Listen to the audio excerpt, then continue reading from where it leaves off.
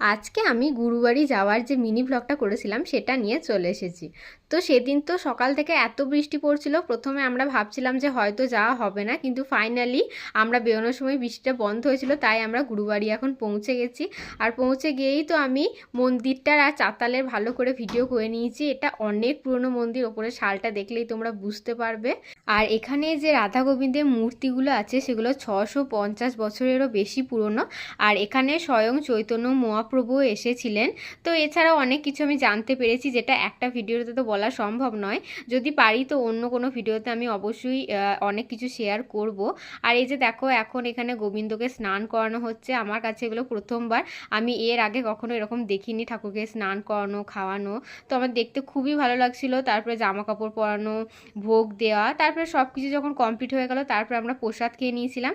আর তারপরে ঠাকুরের ভোগও খেয়ে নিয়েছিলাম। ঠাকুরের ভোগে ছিল খিচুড়ি, আলু ভাজা, চাটনি, আর অনেক কিছু ছিল।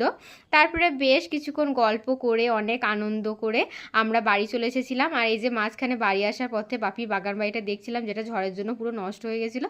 আজকের মতো এতটাই, টাটা, খুব ভালো থেকো সবাই।